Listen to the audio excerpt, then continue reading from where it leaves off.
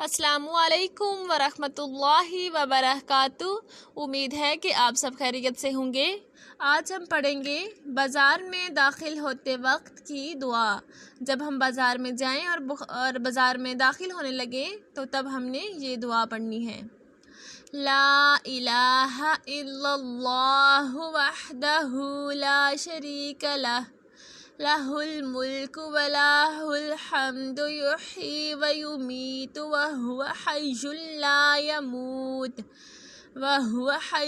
لا یموت بیدہ الخیر وہو علی کل شیء قدیر۔